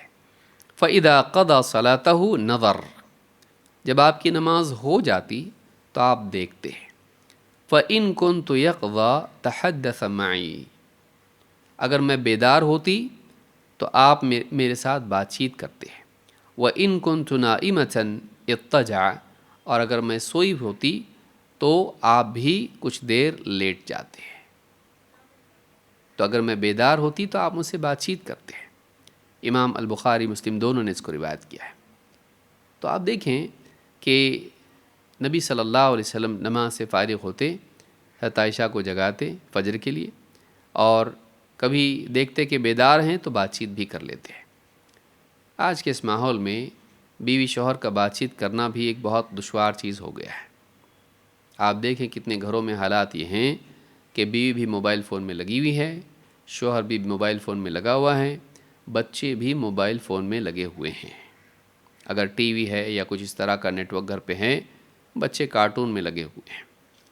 آپ دیکھیں گھروں میں زیادہ تر گھروں کا حال یہ ہے، اور بچوں کے ہاتھ میں موبائل فون دینا ان کے ہاتھ میں چاقو چھری دینے سے زیادہ خطرناک ہے، کیونکہ اس کا نقصان جسم کو ہوتا ہے، لیکن موبائل فون کا نقصان ان کے جسم کے ساتھ ساتھ ان کے اخلاق کو بھی ہوتا ہے، ان کے دل، ان کی سوچ پہ اس کا اثر ہوتا ہے۔ تو آپس میں بیٹھ کر بات چیت کرنا بیوی شوہر کا، اولاد کے ساتھ ماں باپ کا، یہ ایک ضروری چیز ہے، یہ ایک ضروری چیز ہے جس سے آپس میں تعلقات بحال ہوتے ہیں، بہتر ہوتے ہیں۔ اور ماں باپ بعض اوقات چاہتے ہیں بچے سدھریں، لیکن آپ دیکھیے ماں باپ بچوں سے کنیکٹڈ ہی نہیں ہوتے ہیں، اور اس کے بعد میں ان کو کمانڈ دیتے ہیں، وہ سنتے نہیں ہیں۔ ماں باپ کا بچوں سے کوئی تعلق نہیں ہوتا ہے، دوریاں بنی رہتی ہیں، وہ اپنی دنیا میں یا اپنی دنیا میں، اور پھر اس کے بعد میں چاہتے ہیں کہ بات سنیں، نہیں سنتے ہیں۔ بیوی شوہر بھی آپس میں اسی طرح سے ایک رسمی رشتے میں بندھے ہوتے ہیں، ضرورت کے وقت ایک دوسرے کے آس پاس آتے ہیں، کھانا پینا اور نہ جانے دوسری ضروریات، لیکن باقی معاملات میں ایک دوسرے کے ساتھ موبائل فون بازو میں رکھ کے بات چیت کرتے نہیں۔ نکلیے اس مصیبت سے، اس مصیبت سے نکلیے۔ اس کو اپنا غلام بنائیے، مالک نہیں، اور بقدر ضرورت اس کا استعمال کیجیے، ایسے نہیں کہ بس اسی میں لگ جائیں۔ موجودہ دور میں ایک بڑی مصیبت موبائل فون کی آئی ہے، اس کا استعمال اگر آدمی صحیح سلیقے سے کرے، جو چاقو کی طرح ہے، وہ چھری کی طرح ہے، وہ آپ کے کچن کی ضرورت ہے، اگر وہ نہیں ہوگی تو مشکل ہوگی آپ کے لیے، لیکن اگر آپ اس کو احتیاط سے استعمال نہ کریں تو آپ کے ہاتھ کٹ جائیں گے، آپ کی انگلیاں کٹ جائیں گی، ہو سکتا ہے آپ کی آنکھ میں لگ جائے، ہو سکتا ہے پیٹ میں لگ جائے۔ تو چھری ضروری ہے، اس میں کوئی شک نہیں، کوئی عالم یہ نہیں کہہ رہا آپ موبائل اٹھا کر پھینک دے گھر سے، لیکن وہ چھری کی طرح ہے، اس کی ضرورت ہے کچن میں، اس کی ضرورت ہے زندگی میں، لیکن اگر آپ اس کو احتیاط کے ساتھ استعمال نہ کریں تو وہی چیز آپ کو نقصان پہنچا سکتی ہے۔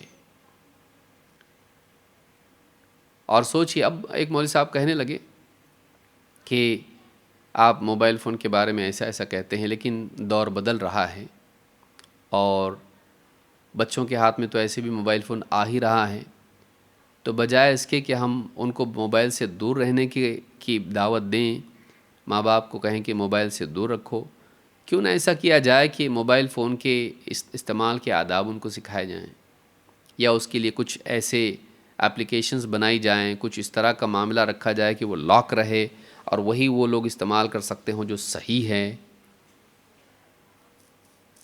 میں نے ان سے کہا کہ ٹھیک ہے، آپ کی بچی کل بڑی ہو کے تو سسرال جائے گی، اور ایک بچی جب جائے گی سسرال کے اندر تو وہاں کچن میں اس کو جانا ہی پڑے گا، کھانا وانا بنائے گی، لوگوں کو کھانا کھلائے گی، چھری اس کے ہاتھ میں آئے گی، تو کل کو جب وہ بڑی ہو کر اس کو استعمال کرنے والی ہے تو کیوں نہ آج ہی چھوٹی بچی کے ہاتھ میں ہم دے دیں اور اس کو بتائیں کہ بیٹا ایسا ایسا نہیں کرتے، ایسا کرتے ہیں۔ کیا ہم یہ توقع کر سکتے ہیں کہ وہ اپنے آپ کو زخمی نہیں کرے گی؟ جو چیز کل اس کے ہاتھ میں آنے والی ہے آج ہی سے دے دیں، جبکہ وہ آج اس پوزیشن میں نہیں ہے کہ اس کو صحیح طور پر استعمال کرے۔ سوچئے اس کو، بہت برا لگتا جب ایسا بولتے تھے، خاص طور سے ان کو جو دیکھ رہے ہیں کہ ان کا بچہ موبائل کا ایسا دیوانہ ہے کہ ان کو چھوڑ سکتا ہے، موبائل کو نہیں، اور اس کے اندر یہ جن ڈالنے والے ماں باپ ہیں۔ ہمارا بچہ کھانا نہیں کھاتا، اے لے بیٹا موبائل فون، کھانا کھا، اور وہ بھی جھومتے جھومتے کارٹون دیکھ رہا ہے اور کھا رہا، ہاتھ موبائل اس کا لے لیے، کھانا نہیں کھاتا، زمین پہ ایسے لوٹتا جیسے کوئی چکری ہو، ہاں گول گول گھومتا ہو، بالکل کمار کا جو رہتا نا وہ چکا، ویسا گھومتا گول گول گول گول، لات پاؤں مارتا، ہاتھ مارتا، اوندا ہوتا، پھر پالتی ہوتا، سب کرتا ہو۔ ماں باپ کیا کرتے اس کو، جانے دو، اس مصیبت سے نجات کے لیے یہ لے۔ کبھی کام کرنا ہوتا کچن کے اندر، کبھی باپ کو کچھ کام ہوتا ہے، ہم بات کر رہے، ذرا یہ لے موبائل فون، کونے میں جا کے بیٹھ جاؤ ادھر، وہ جا کے لے کے بیٹھ جاتا۔ میں اس لیے بول رہا ہوں، یہ چیزیں ضمن میں آ جاتی ہیں بعض اوقات، اور ہم سماج میں آج دیکھ رہے ہیں جو نقصان ہو رہا ہے اس کی وجہ سے۔ تو ایک بار بول کے یہ چھوڑ دینے سے مسئلہ حل ہونے والا نہیں ہے، سر پہ بار بار ڈنڈا مارنا پڑے گا، تب جا کے جاگیں گے لوگ۔ الارم بھی ہمارا ایسے ہی رہتا نا، ایک بار تو اٹھتے نہیں ہم لوگ، 3-4 الارم لگانے پڑتے تب جا کے اٹھتے ہیں، ہاں ہر بار اس کو بند کرتے چلے جاتے۔ یہ حال ہمارا ہے، جو بھی ہمارے لیے جگانے والی چیزیں ہیں ہم ان کو بند کر دیتے ہیں۔ تو اس وقت میں موبائل فون یہ معاملہ ہے۔ آپ دیکھیں نبی صلی اللہ علیہ وسلم اپنی بیوی سے بات کر رہے ہیں اس دور میں، اور معلوم نہیں آگے کیا ہوگا۔ دو لوگوں کا آپ امیجن کیجئے، کبھی آپ نے ایسا وقت اپنے گھر والوں کے ساتھ، میں بیویوں سے کہہ رہا ہوں اور شوہروں سے بھی کہہ رہا ہوں، بچوں سے بھی کہہ رہا ہوں، کہ ایسا وقت آپ نے گزارا ہو کہ 1 گھنٹہ 2 گھنٹے نکل گئے، لیکن آپ بات چیت میں ایسے رہے، آپس میں بات چیت کر رہے فیملی میں، کہ آپ نے موبائل فون اٹھا کے دیکھا نہیں کہ کوئی میسج آیا کہ نہیں آیا۔ ایسا ہوا؟ کتنے بار ہوا ایسا؟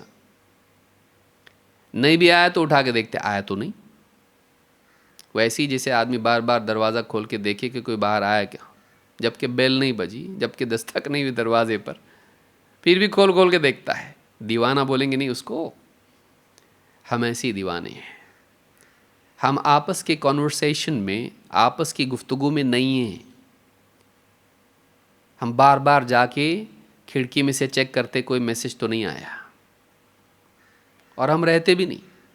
اچھا، بات کرتے ٹائم پہ بھی ہم کیا کرتے، سامنے ٹیبل پہ موبائل فون رکھتے ہیں، بات کرتے وقت میں بھی ہمارے ہاتھ میں موبائل فون اگر ہم بات کریں گے لوگوں سے، یہ چیز اس بات کی علامت ہوتی ہے کہ آپ اتنے اہم نہیں ہو۔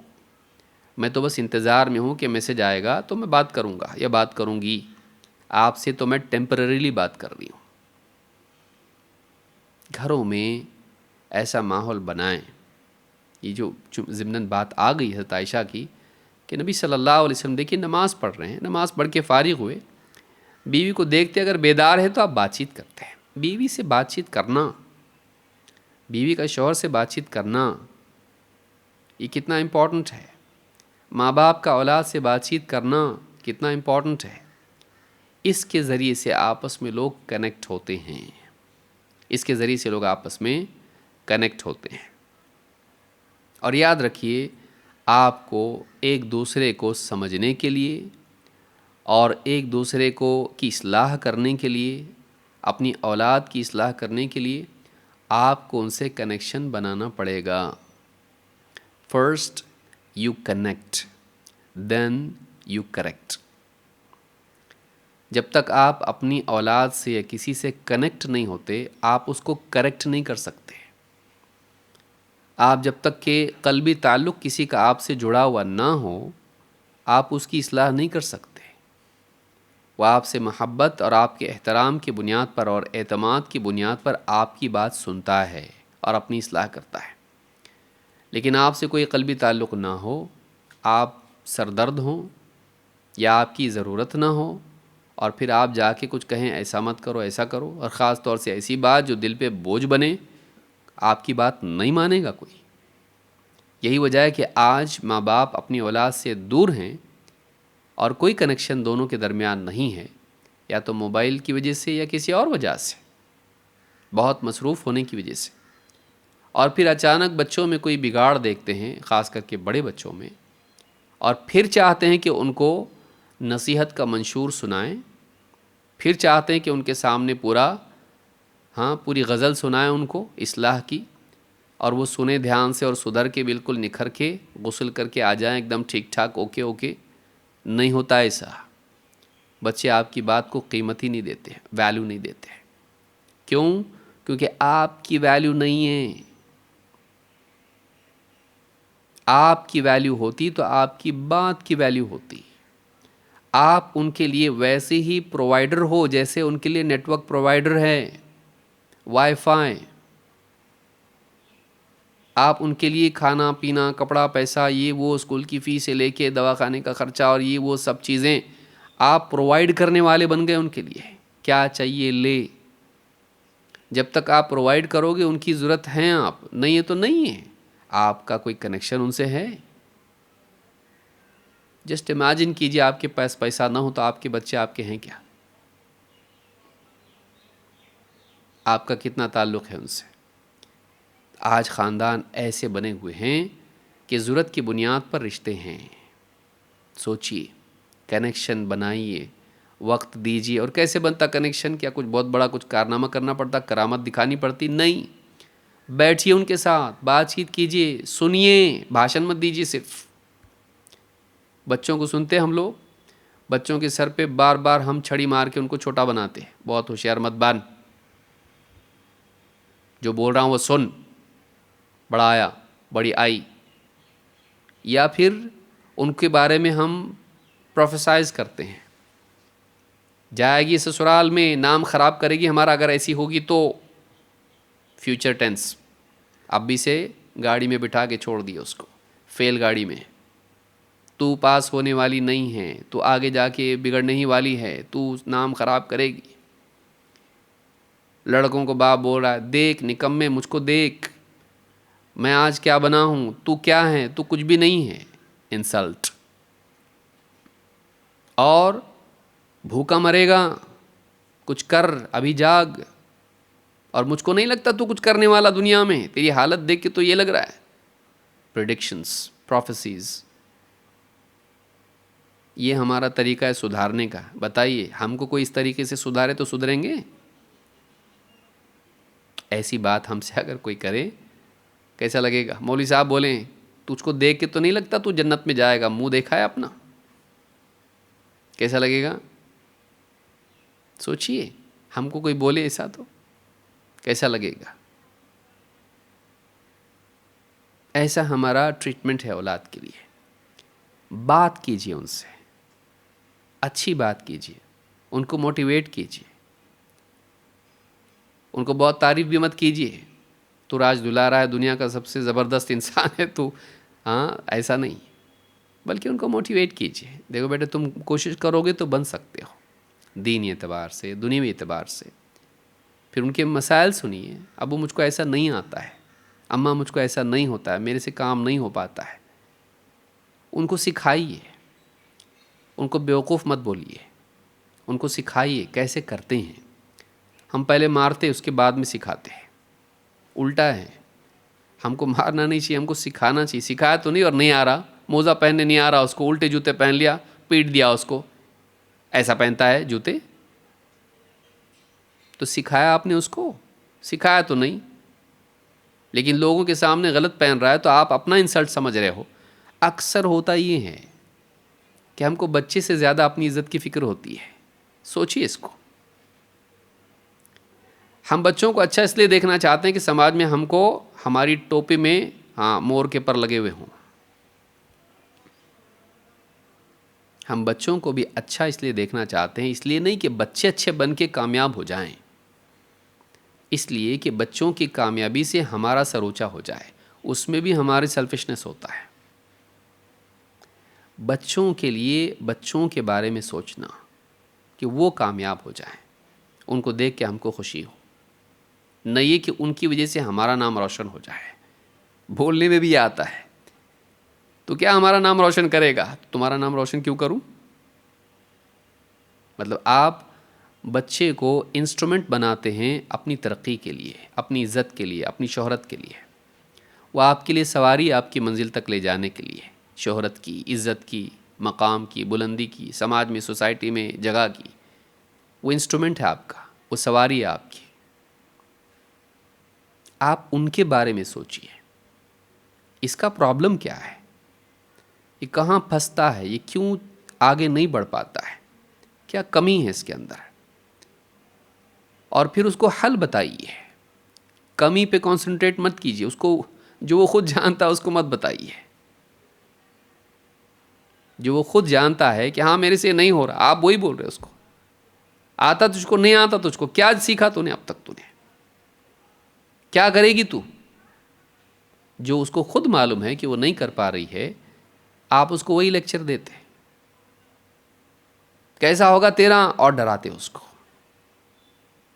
کو ہوپ نہیں دیتے، اس کو امید نہیں دیتے، اس کو سہارا نہیں دیتے، بیٹا ادھر آؤ، کیا ہوا، نہیں ہو رہا، ہاں ٹھیک ہے، دیکھو اس کو ایسا کرتے ہیں۔ اور کوئی مشکل کام نہیں ہے، تھوڑا سیکھے کہ ہم کو بھی مشکل لگتا تھا، گھر گرہستی، کھانا بنانا، گھر سنبھالنا، یا بچہ ہے، بیٹا ہے تو دنیا، تجارت اور دنیا کے مسائل باپ اس کو سکھائے، کچھ نہیں ہے، ہو سکتا ہے، موٹیویٹ کرنا، انسپائر کرنا، ہم یہ نہیں کرتے ہیں۔ ہم اپنی بڑائی ان کے اوپر جتانے کی کوشش کرتے ہیں، تو کبھی میرے برابر نہیں بن سکتا، تو کیا کرے گی، ہم نے ایسے دن نکالیں، بہت ماشاءاللہ۔ اپنی سپیریورٹی اس پر جتا کر اس کو ڈیروگیٹ کرنا، اس کو نیچے دکھانا، اور آپ چاہتے ہیں کہ آپ کسی کو ذلیل کر کے چاہتے ہیں کہ وہ عزت والا بنے؟ آپ کسی کو یہ بتاؤ کہ تو بیوقوف ہے اور کہیں کہ عقل مند بن؟ سوچیے، یعنی آپ اس کے سر پر ہتھوڑی ٹھونک کے چاہتے ہیں کہ اس کی ہائٹ بڑھے؟ آپ سوچیے، کاؤنٹر پروڈکٹیو ہے یہ۔ اس کے سر پہ آپ ہتھوڑی مار رہے ہیں اور کہہ رہے ہیں کہ اس کی ہائٹ بڑھنا چاہیے، کیسا ہوگا؟ آپ کو اس کا ہاتھ پکڑ کے اس کو اوپر لینا پڑے گا، بیٹھے ہوئے کو کھڑے کرنا پڑے گا، تب جا کے وہ بڑا بنے گا۔ بیٹھیے، بات کیجیے، موبائل فون ڈبے میں بند کر کے اس کو لاک کیجیے، کچھ وقت کے لیے اس کو الگ رکھیے، اور گھر والوں کے ساتھ بیٹھیے، سنیے بچوں کو، آپ کو لگے گا کہ ہم نے کتنا وقت ضائع کر دیا، کیونکہ ان کو سننے سے پتہ چلتا ہے ان کے اندر کیا ہے۔ جب آپ کے سامنے بات چیت کرتے ہیں، ان کے دل کی باتیں سامنے آتی ہیں، اور پھر آپ کو محسوس ہوتا ہے کہ ان کو کس طرح سے ڈائریکشن دینا چاہیے، کس طرح سے ان کو ہم کو موٹیویٹ کرنا چاہیے، کس طرح سے ان کی اصلاح کرنا چاہیے، شفقت سے، محبت سے، کبھی پیار کی ڈانٹ سے۔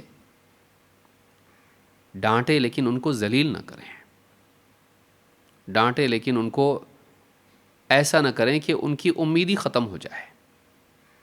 ڈانٹ ایسی ہونا چاہیے جس میں اس کی غلطی پر بات ہو، اس کی پرسنالٹی پر نہیں۔ تو ایسا ہی ہے، تو ایسی ہی ہے، کبھی نہیں سدھرے گی تو پھر آپ نصیحت کیوں کر رہے؟ جب آپ کو اس کا فیوچر معلوم ہے تو آپ ٹرائی کر رہے، آپ اس سے زیادہ بیوقوف ہو کہ دیوار کو آپ دھکیل رہے ہو دروازے کی طرح، تو مت کرو نا۔ لیکن ہم اپنا غصہ نکالنے کے لیے بچوں کی اصلاح کرتے ہیں، بعض اوقات ان کو ذلیل کرتے ہیں، ہیلپ کرنے کے لیے نہیں۔ سوچئے آپ، اسی لیے ہمارا فرسٹریشن دکھاتا ہے کہ ہم کہیں نہ کہیں سے ہم کو غصہ آیا ہے کسی پہ، کسی چیز کا، اور ہم پھر کیا کر رہے ہیں، اس کو کہاں نکال رہے ہیں؟ بچوں پہ، یا کبھی بیوی پر، یا کبھی شوہر پر۔ سوچئے اس کو، ہم کون سی دنیا میں جی رہے ہیں؟ اللہ تعالیٰ سمجھتا فرمائے۔ چونکہ بات آ گئی اس لیے میں نے مناسب سمجھا، اس لیے کہ یہ ایسا مسئلہ ہے کہ یہ ہر مجلس میں بولنے کی باتیں ہیں، کیونکہ اس وقت میں ماں باپ حکومتوں سے اتنے پریشان نہیں ہیں جتنی اپنی اولاد سے۔ حالات باہر کے جتنے بھی خراب ہیں اپنی جگہ ہیں، لیکن گھر میں ماں باپ اولاد سے پریشان ہیں، کوئی کسی کا سنتا نہیں آج۔ تو اس کے لیے ذمہ دار کون ہے؟ کوئی باہر اس کو ذمہ دار بنا رہا ہے، کوئی اس کو ذمہ دار بنا رہا ہے۔ بیسیکلی 3 لوگ ذمہ دار ہیں، 3 چیزیں ذمہ دار ہیں اس کی، یاد رکھیے اس کو۔ نمبر 1، آپ، ماں باپ، نمبر 1 کی ذمہ داری یہ ہے۔ Number 2 mobile phone. نمبر 3 بری صحبت، برے دوست۔ یہ 3 ہیں بیسک ارکان ہیں، یہ بگاڑ کے۔ بگاڑ کے 3 پلرز یہ ہیں، اور ان میں بہت بڑا دخل ماں باپ کا ہے، کیونکہ حدیث میں کیا ہے؟ حدیث میں ہے بچہ فطرت پر پیدا ہوتا ہے، پھر اس کے ماں باپ یا تو اس کو یہودی بنا دیتے ہیں، یا نصرانی بنا دیتے ہیں، یا مجوسی بنا دیتے ہیں۔ ہاں اگر مسلمان ہو، صحیح معنوں میں مسلمان ہو، تو بچہ بھی مسلمان ہوتا ہے۔ تو اس حدیث سے بات معلوم ہوتی کہ بچے کے بننے بگڑنے میں بڑا اثر ماں باپ کا ہوتا ہے۔ یاد رکھیے جو باتیں میں نے کہی ہیں، بات نکلی کہاں سے؟ حضرت عائشہ صدیقہ رضی اللہ تعالیٰ عنہا سے نبی صلی اللہ علیہ وسلم بات کرتے تھے۔ کچھ وقت کے بعد بات کرنا ہی بند ہو جائے گا سب کا، سب ایموجیز میں بات کریں گے۔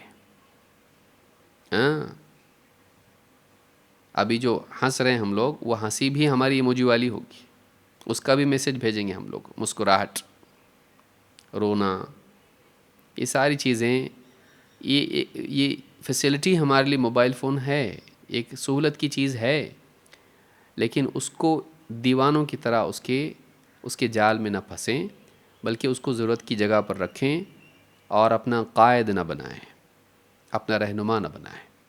اس کی ضرورت کی جگہ اس کو رکھیں، لیکن رشتوں کا بدل اس کو نہ بنائیں، رشتوں کا بدل نہ بنائیں موبائل فون کو۔ اللہ تعالیٰ ہم سب کو سمجھتا فرمائے۔ یہ تھوڑا سا وقت رہ گیا تھا، میں نے مناسب سمجھا کہ اس بات پر روشنی ڈالوں۔ اگلے ہفتے میں انشاءاللہ ایک بہت ہی اچھی حدیث ہے، اس کی تفصیل ہم دیکھیں گے، اور اس کے ساتھ اور احادیث بھی دیکھیں گے۔ اللہ تعالیٰ ہم سب کے آنے کو، بیٹھنے کو قبول فرمائے۔ اقول ھذا واستغفر اللہ لی ولکم۔